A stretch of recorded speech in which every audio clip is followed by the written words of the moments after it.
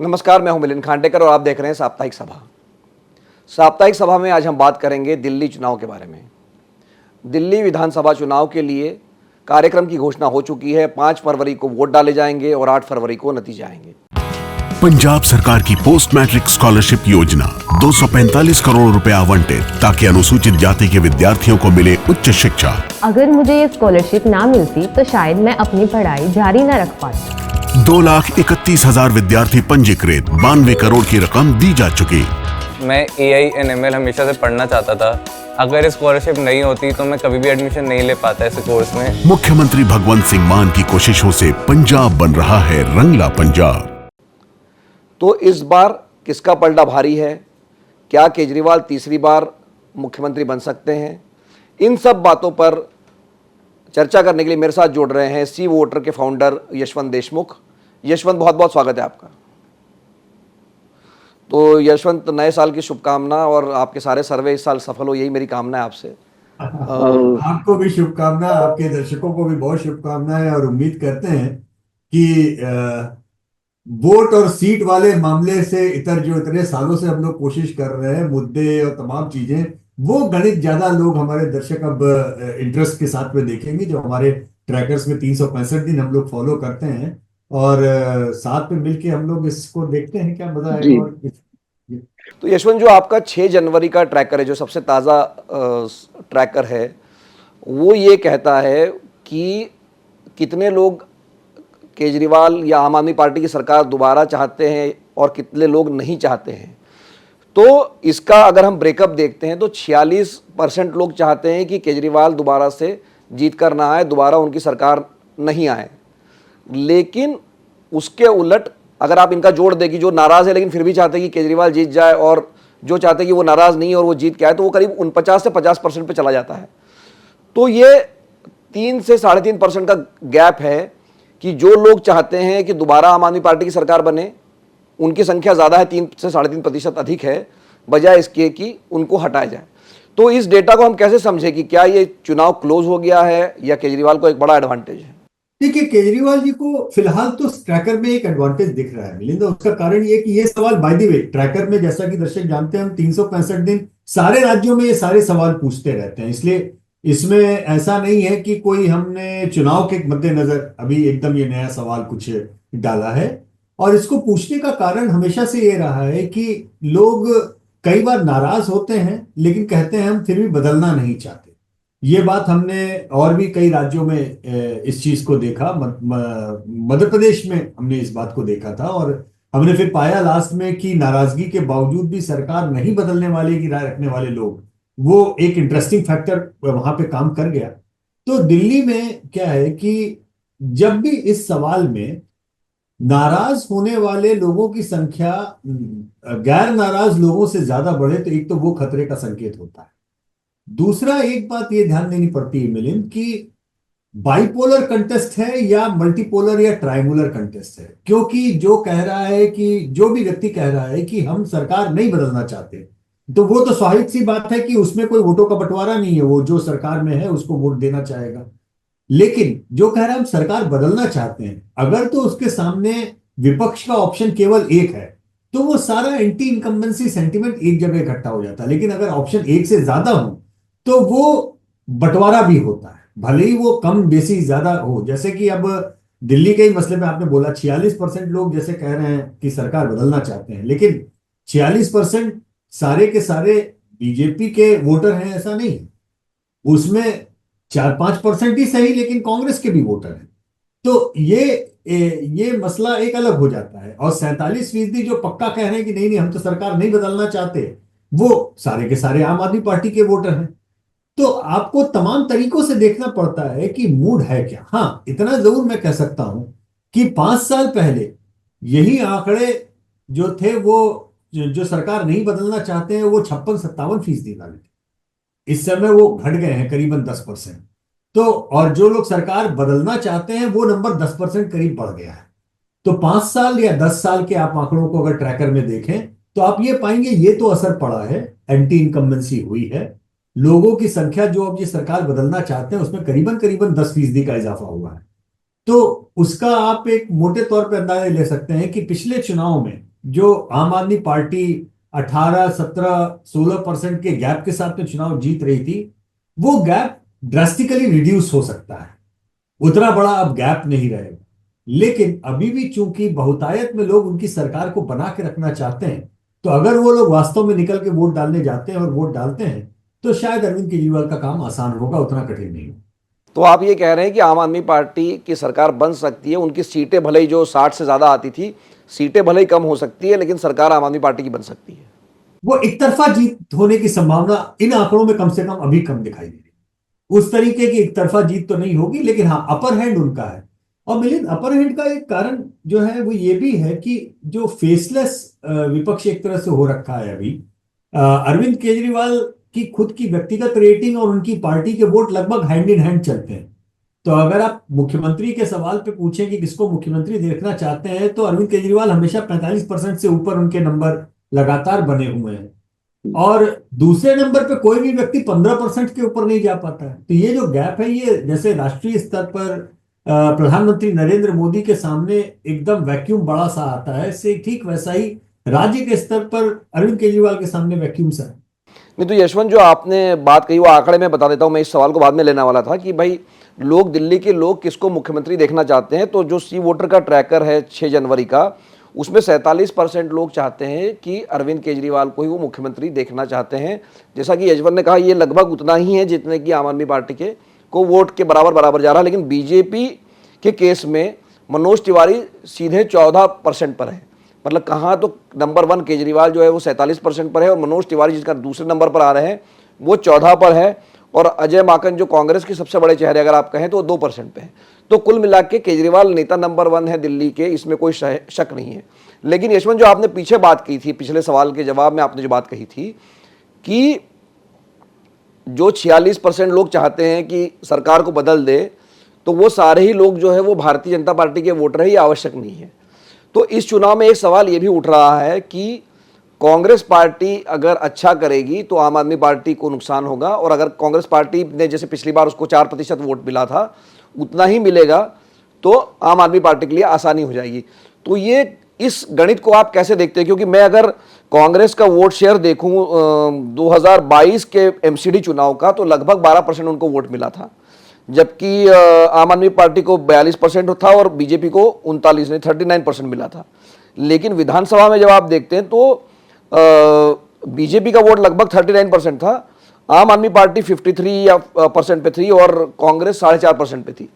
तो क्या कांग्रेस का परफॉर्मेंस किस तरह से प्रभावित करेगा आम आदमी पार्टी के चांसेस को? देखिए, मैं अगर ट्रैकर की ड्यूरेशन पिछले 6 महीने की लूं, यानी जून के लोकसभा चुनाव के बाद का आंकड़ा अगर देखूं, क्योंकि जून में आम आदमी पार्टी और कांग्रेस साथ में लड़े थे, उसके बाद के आंकड़ों को देखूं तो एक बार भी कांग्रेस का वोट शेयर हमारे ट्रैकर में 8, 8.5% के ऊपर कभी नहीं गया।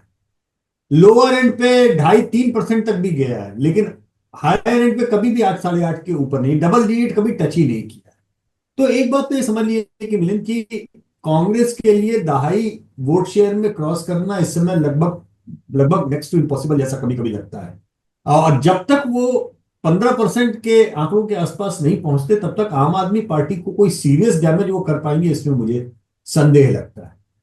तो फिलहाल आज की तारीख में जितने 6 महीने के आंकड़े हैं उससे देखते हुए नहीं लगता है कि कांग्रेस के लिए बहुत अच्छी कोई स्थिति है। और इसके लिए शायद कांग्रेस स्वयं इसलिए जिम्मेदार है क्योंकि अजय माकन ने जिस तरीके से, जितने अग्रेशन के साथ में पिछले 4 साल में शराब वाले मामले पे, घोटाले पे आम आदमी पार्टी को घेरा था, बीजेपी दरअसल बैकफुट पे थी। आप अगर 4 साल की राजनीति दिल्ली शहर की देखें तो एग्रेशन के मामले में आपको अजय माकन दिखाई दिए थे, लेकिन लोकसभा में साथ में जाकर के जैसे उन्होंने सारे उस एग्रेशन की हवा ही निकाल दी।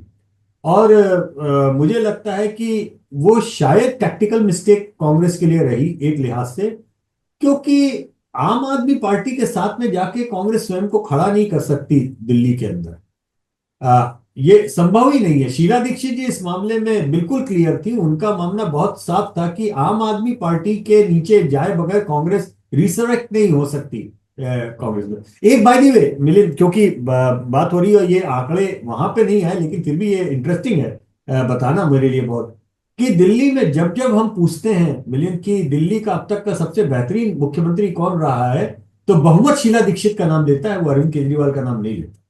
अच्छा। आप ये समझिए कि शीला दीक्षित जी के नहीं होने का कांग्रेस को कितना बड़ा नुकसान है, या दूसरे शब्दों में कहें उनके जाने का जो वैक्यूम है वो कांग्रेस बिल्कुल भर नहीं पाई। और मुझे लगता है कि शायद ये आयरॉनिक है, मतलब एक तरफ ये भी तथ्य है कि शीला दीक्षित के लिए अभी भी बहुत ज्यादा इमोशनल बॉन्डिंग दिल्ली के लोगों में है, और अरविंद केजरीवाल इस समय जो वर्तमान नेता है उन नेताओं में सबसे आगे है।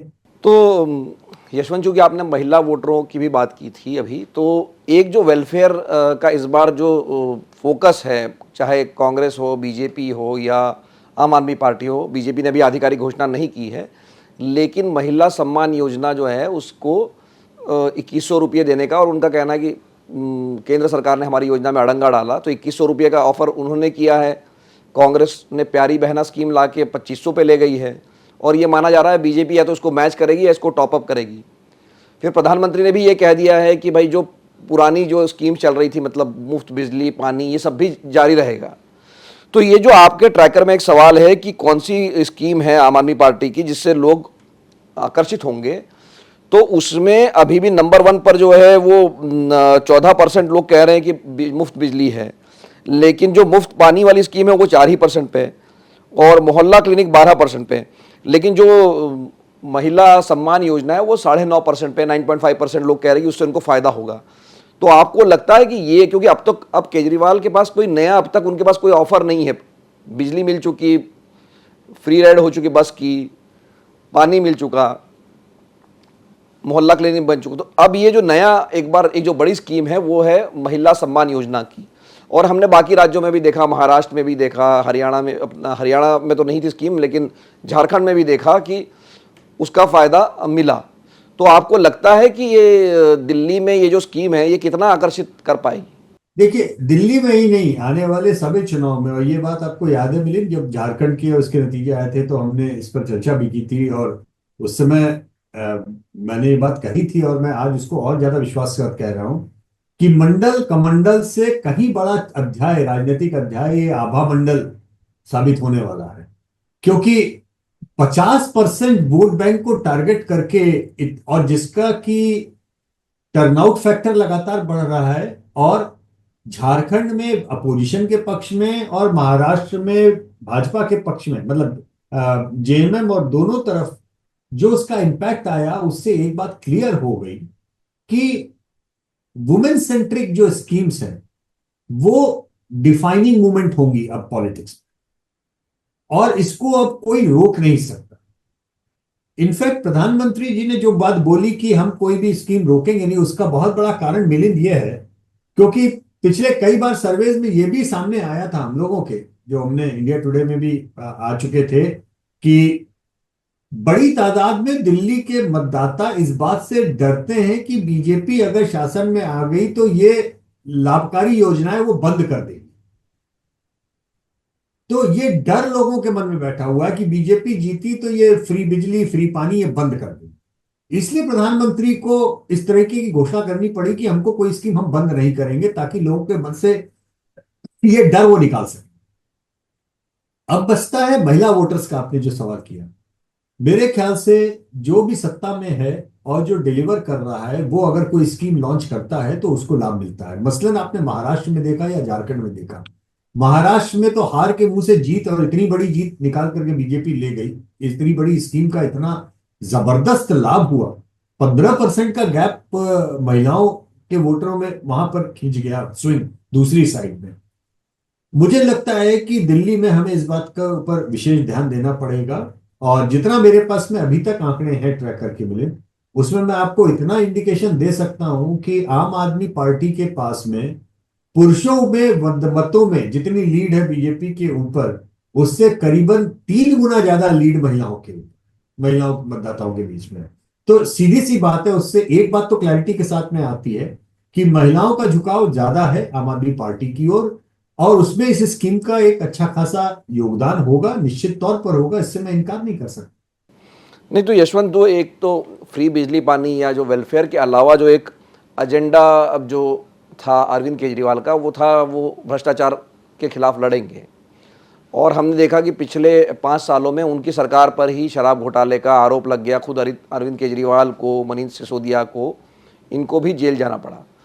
तो ये जो आपका ट्रैकर है, उसमें जब आपने सवाल पूछा है कि केजरीवाल और उनके मंत्रियों की जो गिरफ्तारी हुई है उसका चुनाव पर क्या असर पड़ेगा, तो एक बड़ा तबका ये कहता है कि 35% लोग कहते हैं कि बीजेपी के वोट बढ़ेंगे इससे, जबकि 14% 15% लोग कहते हैं कि आम आदमी पार्टी के वोट बढ़ेंगे और करीब 30% लोग कहते हैं कि नहीं, इससे जी कोई चुनाव में कोई फर्क नहीं पड़ेगा।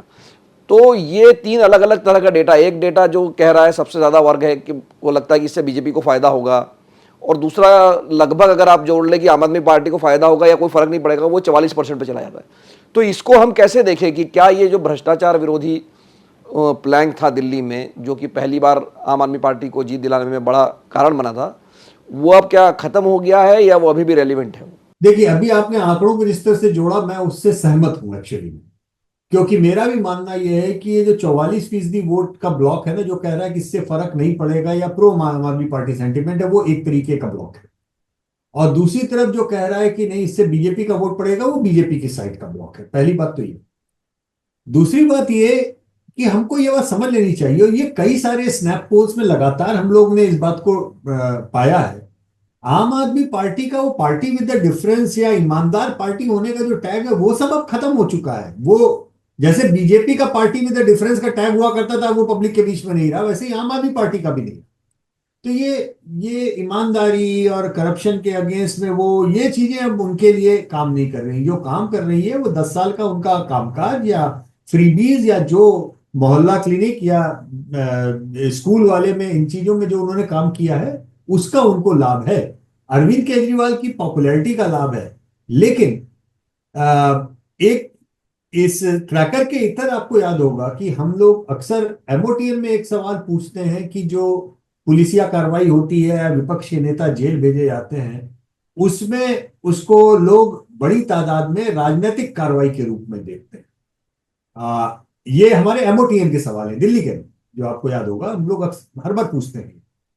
तो उससे मैं ये निष्कर्ष निकालता हूं कि जहां एक तरफ आम आदमी पार्टी का वो भ्रष्टाचार और इन सब के कैंपेन, तो वो तो ध्वस्त हो चुका है, वो कोई मुद्दा लोग जनता के बीच में नहीं रही है, और ना उसके ऊपर वो बहुत ज्यादा उसके लिए उनको कोई क्रेडिट मिलेगा। लेकिन दूसरी तरफ ये भी है कि इन लोगों का जेल जाना या इनको जेल भेजा जाना, ये भी पब्लिक दरअसल पॉलिटिकल उसकी तरह से रीड करती है कि ये राजनीतिक कार्रवाई हुई है, उस तरीके से रीड करती है। तो नुकसान तो डेफिनेटली अरविंद केजरीवाल को हुआ है, लेकिन वो जेल जाने से ज्यादा शीश महल से हुआ। उसका एक इम्पैक्ट मुझे लगता है कि कहीं ना कहीं छवि पे असर उस कैंपेन का पड़ता है, और ओवरऑल एक डिग्रेडेशन 10 साल की बाद में 10 साल के एंटी इनकम्बेंसी सेंटिमेंट के कारण भी पड़ता है। लेकिन 10 साल के बाद में भी अगर वो 46-47% वो पॉपुलैरिटी पे हैं, बने हुए हैं, तो ये भी कम क्रेडिटेबल बात नहीं, कम क्रेडिबल बात नहीं, बड़ी बात है। ये बात दूसरी है कि सामने की तरफ किसी नेता का न होना या प्रोजेक्ट नहीं किया जाना, ये शायद वो भी उस लीडरशिप के वन वे होने में एक बड़ा सहायक उनको बनता है। लेकिन बावजूद उसके मेरा मानना है कि अरविंद केजरीवाल ठीक है, 60% की नहीं है अब उनकी पॉपुलैरिटी, वो घट के 47 हो गई है, लेकिन अभी भी वो नंबर 1 तो नहीं है। तो बहुत बहुत धन्यवाद यशवंत इस बातचीत के लिए। हमारे साथ थे सी वोटर के फाउंडर यशवंत देशमुख। सी वोटर का जो ताज़ा ट्रैकर है 6 जनवरी का, वो ये कह रहा है कि ज़्यादातर लोग ये चाहते हैं, दिल्ली के लगभग आधे लोग चाहते हैं कि आम आदमी पार्टी की सरकार दोबारा चुन के आए, जबकि 46% लोग लगभग जो है वो चाहते हैं कि वो चुनकर न आए। तो यशवंत का आकलन ये है इस आंकड़े के आधार पे कि आम आदमी पार्टी को अभी भी एडवांटेज है, क्योंकि जो 46% लोग चाहते हैं कि वो सरकार नहीं आए, वो सारे कोई भारतीय जनता पार्टी के समर्थक नहीं है, उसमें कुछ कांग्रेस के भी समर्थक है। और जब आप भाजपा और आम आदमी पार्टी का फासला देखते हैं तो वो सिर्फ 4% का नहीं रहता है, वो थोड़ा कुछ और बढ़ सकता है। दूसरी जो महत्वपूर्ण बात यशवंत ने ये कही है कि महिला वोटरों में आम आदमी पार्टी का जो गैप है बीजेपी के बनिस्बत, वो ज़्यादा है। पुरुषों के बीच में दोनों पार्टियों में बहुत, शायद एग्जैक्ट आंकड़े उन्होंने नहीं बताया, लेकिन उसमें अंतर कम है, लेकिन जो अंतर महिला वोटरों में है वो ज़्यादा है। तो कहीं ना कहीं जो महिला सम्मान योजना है उसका फ़ायदा होता हुआ अरविंद केजरीवाल और आम आदमी पार्टी को दिख रहा है। लेकिन ये ट्रैकर है, ये सर्वे है, चुनाव 5 फरवरी को होंगे, नतीजे 8 फरवरी को आएंगे। तो तब तक हम इंतज़ार करते हैं